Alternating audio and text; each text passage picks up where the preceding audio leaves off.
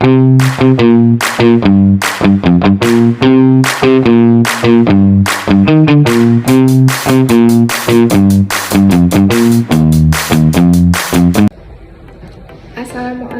warahmatullahi wabarakatuh.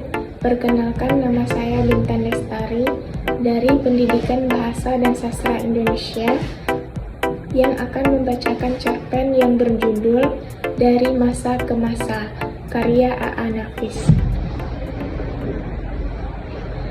Waktu saya muda dulu, sekitar usia 20 tahun, saya sering dongkol pada orang tua-tua. Bayangkanlah, setiap apapun yang akan kami lakukan selalu kena tuntut agar minta nasihat dulu, minta restu dulu, ada orang tua-tua.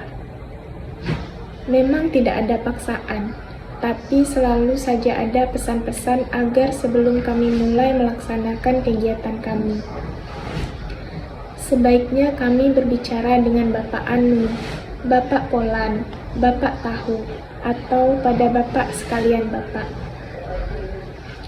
Saya memang selalu tukang dongkol, karena kepada kami-kami saja pesan itu disampaikan, tapi tidak pernah disampaikan pada teman-teman kami yang memanggul senjata, yang mau ke front pertempuran.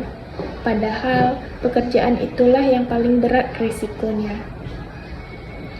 Siapa tahu kalau yang kalian kerjakan keliru, kata yang selalu suka memberi saran. Itu resiko kami, kata saya menempati.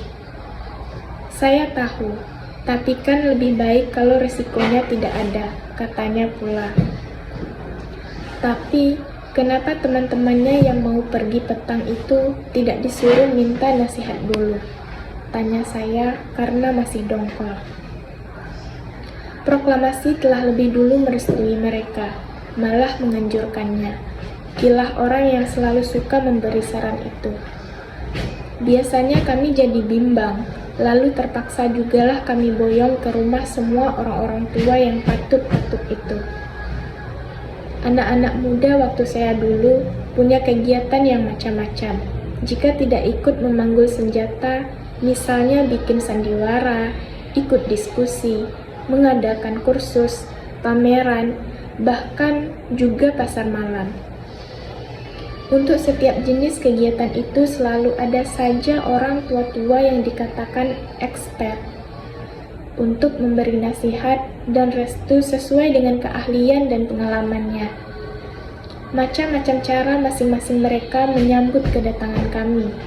Ada yang hangat sambutannya, misalnya dengan salaman pakai guncangan tangan atau tepuk-tepuk di bahu kami.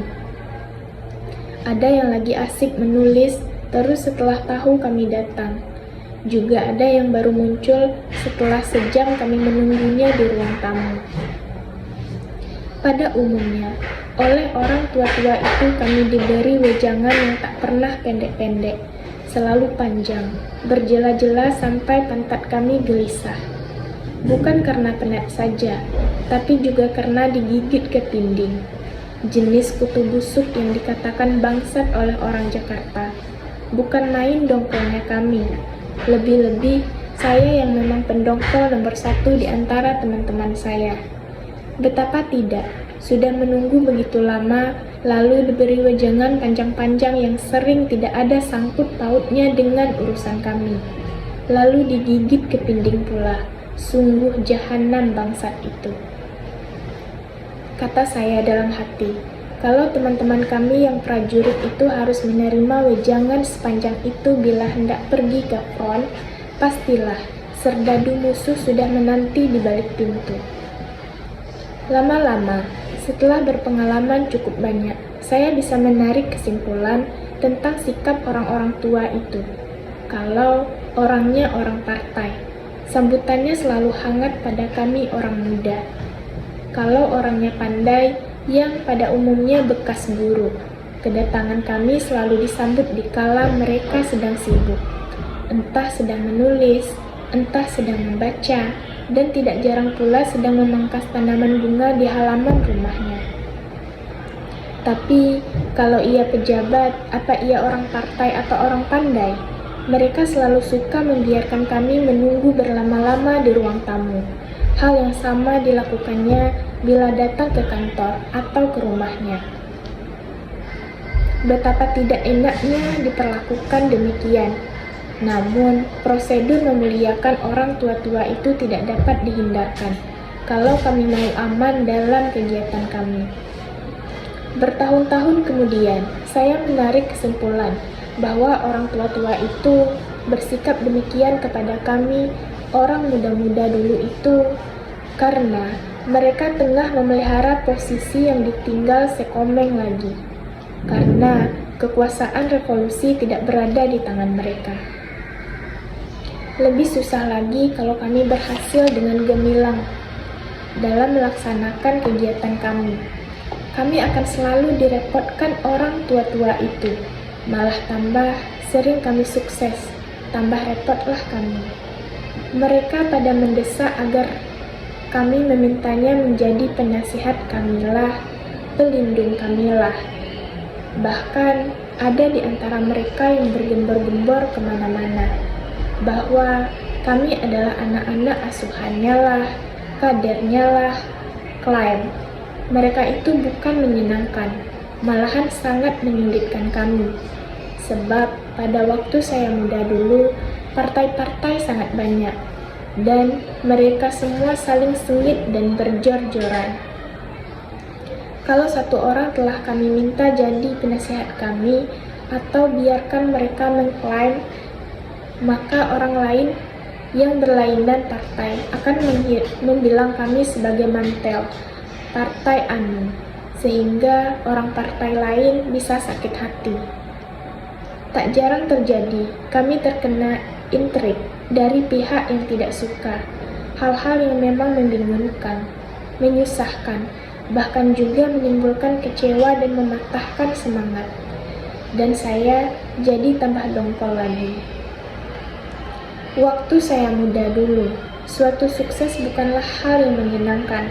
Kalaupun ada kesenangan, saatnya sangatlah pendek sekali, yaitu hanya ketika sukses itu terjadi. Habis itu, kesukaranlah yang datang berlalu. Kesukaran yang menyakitkan, karena setiap sukses yang kami peroleh selalu mengundang perpecahan di kalangan kami sendiri.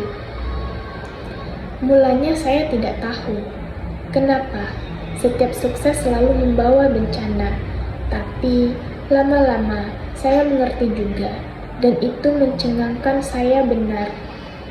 Menurut analisa ialah begini, setiap anak muda yang berhasil atau suatu organisasi yang sukses, selalu ada tangan-tangan orang tua itu ingin mencaplok untuk memasukkan kami ke dalam mantelnya.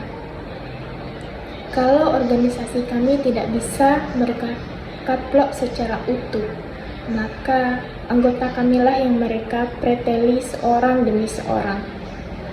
Terutama anggota yang potensial. Kalau tidak anggota pengurus, ada banyak yang berhasil dicaplok atau dimanteli. Setelah sukses demi sukses tercapai, organisasi yang waktu didirikan berdasar semangat kesatuan hati untuk mencapai cita-cita bersama, lalu menjadikan organisasi itu sebagai wadah tempat kami saling cakar-cakaran. Setiap rapat selalu menghasilkan kesepakatan untuk tidak sepakat lagi. Setiap pengurus, lebih-lebih ketua, selalu menjadi bulan-bulanan serangan anggota. Kesatuan hati semula akhirnya membentuk hati yang satu-satu. Ada yang ngambek, lalu mundur tanpa teratur. Organisasi yang mulanya menimbulkan kebanggaan di dalam hati kami masing-masing, lalu berubah menjadi tempat melampiaskan segala kutukan. Beberapa orang yang gigih mencoba untuk bertahan, tapi praktisnya organisasi kami tidak berdarah lagi. Kegiatan lama-lama sirna, yang tinggal hanya nama yang tertera pada papan yang tergantung dan terbuai-buai bila ditiup angin. Saya termasuk orang yang menangisi keadaan itu, dan dalam hati saya, bila saya telah menjadi orang tua kelak, Apa yang tidak saya sukai karena saya muda? Takkan saya lakukan seperti apa yang dilakukan orang tua-tua ketika saya masih muda dulu. Begitu menyentak datangnya ketika orang-orang muda secara bergelombang menemui saya minta restu, minta nasihat, minta pendapat. Orang muda tidak akan saya lakukan, kata saya pada sobat itu setelah lama kami merenung-renung. Apa janji itu Bung lakukan? Tanya sobat saya yang bekas diplomat itu. Iya, saya lakukan. Kenapa? Karena saya percaya, apapun yang dapat kita lakukan di waktu muda dulu, pastilah dapat dilakukan oleh orang muda-muda sekarang. Tapi, nyatanya orang muda sekarang begitu sulit melepaskan dirinya dari sifat kekanak-kanakan. Kata kita, tapi apa kata orang tua-tua kita dulu tentang kita?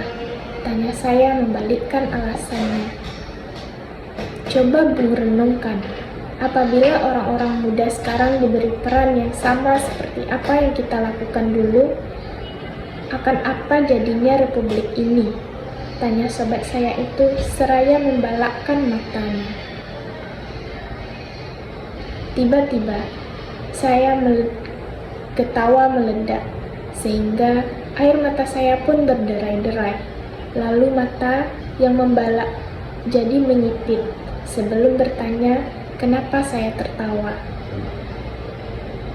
Kinilah saya baru tahu, kerjaan kita yang terutama sekarang ialah membenahi akibat kerja kita masa lalu, kata saya yang masih belum dapat menghentikan ketawa.